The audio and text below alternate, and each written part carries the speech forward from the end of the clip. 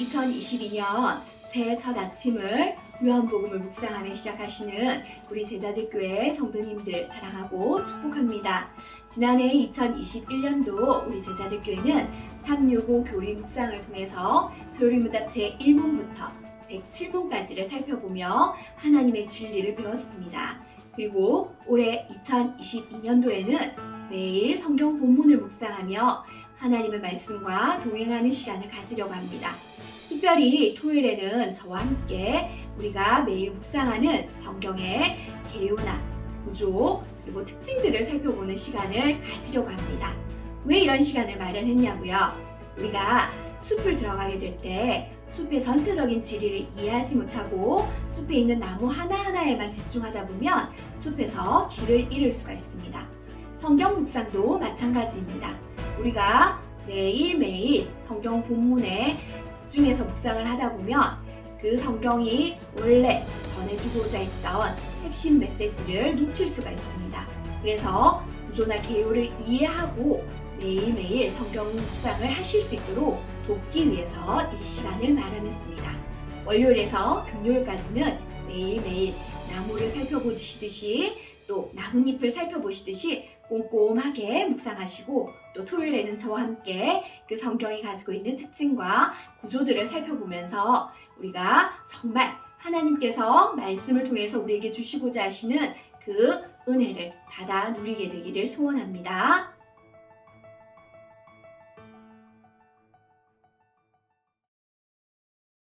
요한복음은 헬라어 성경 요한에 의한이라고 되어 있는 그 표제에서 근거한 이름입니다. 그래서 요한복음의 저자가 요한이라는 것을 우리는 알 수 있습니다. 그러면 이 요한은 누구일까요? 네, 이 요한은 성경 말씀에 예수님의 행적을 친히 목격한 사람이라고 되어 있습니다. 그리고 예수님이 사랑하시던 제자로 불리던 자 중에 하나라고 되어 있습니다. 초대 교부들은 이 요한을 사도 요한이라고 생각했습니다. 그리고 전통적으로 예수님의 12제자 중에 한 명이며 세베대의 아들이며 야고보의 형제인 우리가 알고 있는 그 요한이 바로 이 요한복음의 저자라고 생각합니다. 요한복음은 마태, 마가, 누가, 요한 4복음서 중에 하나입니다. 그런데 마태, 마가, 누가복음의 경우에는 비슷한 이야기가 나오기도 하고 전개 과정도 좀 비슷합니다. 하지만 요한복음은 이 세 복음서와 조금 다릅니다. 마태, 마가, 누가의 경우에는 하나님 나라라고 하는 관점으로 설명하고 있기 때문에 같은 관점을 가지고 설명한다라고 해서 공관복음이라고 말합니다. 마태, 마가, 누가의 경우에는 예수님이 구약에서 하나님께서 약속하신 메시아다라고 하는 것을 아주 직접적인 언어로 설명하지 않습니다. 굉장히 완곡하고 미묘한 언어로 설명합니다. 그리고 공관복음인 마태와 마가와 누가복음의 경우에는 예수님의 갈릴리 사역을 중심으로 기록되어 있습니다. 하지만 요한복음은 갈릴리 사역보다는 예루살렘의 사역에 집중해서 기록되어 있습니다. 그리고 마태, 마가, 누가복음과 달리 요한복음은 로고스, 말씀이라고 하는 언어를 통해서 예수님이 메시아이며 창조자이시며 하나님이시라고 하는 것을 굉장히 명확하고 선명하게 제시합니다. 또 내가 그인 줄, 내가 있느니라 라고 하는 표현을 통해서 예수님이 하나님이시라고 하는 것을 밝히고 있습니다. 왜 내가 그인 줄, 내가 있느니라고 하는 표현이 예수님의 하나님 되심을 표현하는 것일까요? 바로 이 표현은 출애굽기에서 하나님께서 나는 스스로 있는 자다 라고 말씀하셨던 그 히브리어를 헬라어로 바꾼 표현이기 때문입니다.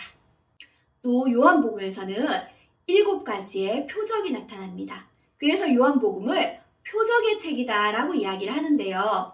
기적은 예수님이 행하신 초월적인 능력의 사건을 말한다면 표적은 그 능력의 사건들을 통해서 예수님이 그리스도시다, 하나님이 보내시는 메시아시다라고 하는 것을 가르쳐주는 사건을 표적이라고 합니다. 요한복음에는 7가지의 이 표적을 통해서 예수님이 그리스도시라고 하는 것을 분명히 밝혀주고 있습니다. 요한복음은 7가지 표적뿐만 아니라 7가지의 예수님의 자기소개가 있습니다. 보통 에고 에이미라고 이야기를 하는데요. 나는 무엇무엇이다 라고 하는 표현입니다. 예수님은 나는 생명의 떡이다. 나는 세상의 빛이다. 나는 양의 문이다. 나는 선한 목자다. 나는 부활이요 생명이다. 나는 길이요 진리요 생명이다. 나는 포도나무다 라고 하시는 이런 자기소개에 통해서 예수님의 하나님 되심을 드러냈습니다. 특별히 요한복음은 7번이라고 하는 방법을 계속해서 사용하면서 이 예수님이 완전하신 하나님 되신다라고 하는 것을 나타내는 그런 표현의 특징을 가지고 있습니다. 왜 요한복음이 예수님의 하나님 되심을 담대하고 적극적으로 표현했을까요? 그것은 바로 요한복음의 최초 독자들이 에베소에 있는 그리스도인들, 교인들이었기 때문이었습니다. 요한은 말년에 에베소에서 목회한 것으로 알려져 있습니다. 이 요한복음은 AD 85년에서 90년경에 기록되었다고 알려져 있는데요. 예수님의 부활 승천 후에 50년이 지나간 후에 기록되었습니다. 그리고 요한이 목회한 그 에베소는 많은 유대인들뿐만 아니라 많은 이방인들이 함께 신앙생활을 하고 있었습니다. 특별히 유대인에게는 옛 언약에서 말하는 절기나 제사가 가리키는 그 실체가 바로 예수님이다라고 하는 것을 분명하게 알려주면서 구약을 새롭게 해석할 수 있도록 할 필요가 있었습니다. 그리고 예수님을 잘 모르는 이방인 그리스도인들에게는 예수님이 누구신지를 선명하게 알려줄 필요가 있었습니다. 그래서 요한복음은 이 책의 마지막에 이렇게 기록되어 있습니다. 오직 이것을 기록함은 너희로 예수께서 하나님의 아들 그리스도이심을 믿게 하려 함이요 또 너희로 믿고 그 이름을 힘입어 생명을 얻게 하려 함이니라. 아멘. 요한복음의 저자는 이 말을 통해서 요한복음을 기록한 이유가 예수님을 하나님의 아들 그리스도로 믿고 그리고 그 예수님을 통해서 생명을 얻는 영생을 얻는 그런 구원에 이르도록 하기 위해서 이 책을 기록했다라고 말하고 있습니다. 그래서 요한복음에서는 믿다라고 하는 이 동사가 아주 중요한 동사입니다. 무려 90번이나 넘게 요한복음은 이 믿다라고 하는 말을 사용하고 있습니다. 요한복음은 믿음 없는 이스라엘 또 믿음 없는 그리스도인들에게 진짜 믿음과 구원을 주게 하시려는 그 하나님의 뜻을 전하기 위해서 쓰여진 책인 것입니다. 뿐만 아니라 요한복음은 그리스도인 우리에게도 우리가 믿는 예수님이 누구신지를 바르게 밝혀주고 우리의 믿음 상태를 점검해서 영생에 이르는 믿음을 가지게 하기 위해서 기록된 책이다라고 하는 것을 알 수 있습니다. 요한복음의 구조는 맨 앞에 서론과 맨 끝에 후기를 제외하고 크게 두 부분으로 나눌 수 있습니다. 첫 번째 부분은 표적의 책이다라고 하는 부분으로 예수님이 그리스도이심을 믿게 하기 위해서 기록된 책입니다. 그리고 뒷부분은 영광의 책이다라고 불리는 부분으로 예수 그리스도께서 십자가에서 못 박히시고 또 죽으신 후에 부활 승천하신 것을 통해서 예수 그리스도께서 영광을 받으시는 것을 기록한 책입니다. 오늘은 특별히 요한복음 1장을 살펴보려고 합니다. 요한복음 1장은 크게 서론과 예수님의 지상사역의 시작의 부분이 함께 있습니다. 서론도 크게 두 부문으로 나뉘어집니다. 태초에 말씀이 계시니라 라고 하는 이 앞부분과 그 말씀이 육신이 되어 이 땅에 오셨다라고 하는 부분으로 되어 있는데요. 이 서론은 한 편의 시입니다. 요한은 하나님의 말씀이 하나님과 함께 계셨고 하나님의 말씀이 곧 하나님이셨는데 이 말씀이 육신이 되어서 우리 가운데 오셨다고 말하면서 이스라엘의 하나님은 성부이자 성자이시며 아들이 인간이 되어 우리에게 아버지를 드러내셨다라고 말씀하십니다. 오늘 묵상 본문이 요한복음 1장 1절은 태초에 라고 하는 말로 시작합니다. 요한은 예수 그리스도의 신성을 표현하기 위해서 창세기 1장 1절의 말씀인 태초에 라고 하는 말씀을 가지고 와서 예수 그리스도가 누구신지를 설명합니다.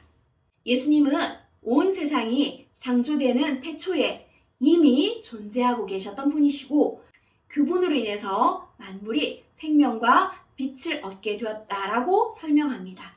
그래서 예수님이 바로 세상을 창조하신 하나님의 말씀이며 하나님이시다라고 선언하는 것을 요한은 요한복음의 서론의 첫 부분에서 말씀하고 있습니다.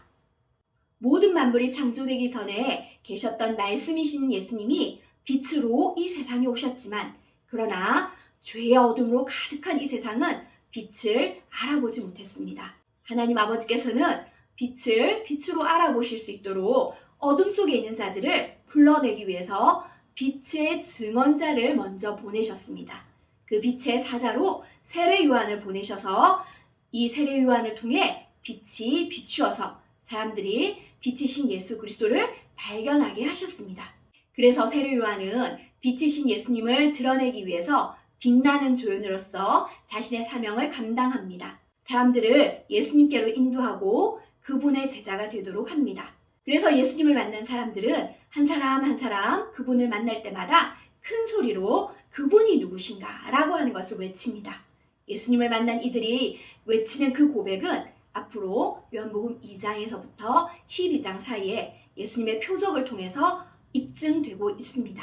온 세상을 창조하신 말씀이신 예수님은 빛으로 이 땅에 오셨습니다.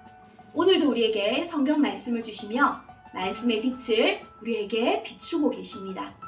2022년 새해 아침 말씀이신 예수 그리스도께서 오늘도 우리에게 말씀하시며 함께 하시기 위해서 임하시는 것은 우리가 이 땅에서 누릴 수 있는 가장 큰 은혜이며 그리스도인으로서의 특권입니다. 바라기는 오늘뿐만 아니라 2022년 매일매일 그리고 일평생 이 땅에 사는 동안 예수님과 동행하는 그런 은혜가 저와 여러분에게 있으시기를 소원합니다. 올 한 해 태초에 모든 만물이 창조되기 전부터 계셨던 그 말씀이신 예수님과 동행함으로 하나님의 빛을 세상 가운데 비추는 은혜의 통로가 되시는 저와 여러분 되시기를 소원합니다. 함께 기도하시겠습니다. 온 세상을 말씀으로 창조하시고 말씀이신 예수 그리스도를 우리의 구원을 위해 보내주신 하나님 아버지, 하나님의 크신 사랑과 은혜에 감사합니다. 우리에게 하나님의 생명의 말씀을 주시고 말씀으로 살아가는 은혜를 주셔서 감사합니다. 2022년 올 한 해를 살아가면서 주의 말씀으로 주님이 주시는 생명의 풍성함을 누리는 우리가 되게 하여 주시옵소서. 비록 세상은 어둠 가운데서 헤매이고 있지만 빛 대신 주님을 전하는 우리를 통해서 세상이 빛 대신 주님을 보며 주님을 맞아들일 수 있도록 은혜 주시옵소서. 새해 첫날 주의 말씀과 동행하며 살아가기로 결단한 마음이 순종의 아름다운 열매를 맺을 수 있도록 은혜 내려주시기를 간절히 소원하며 살아계신 예수 그리스도의 이름으로 기도드리옵나이다. 아멘.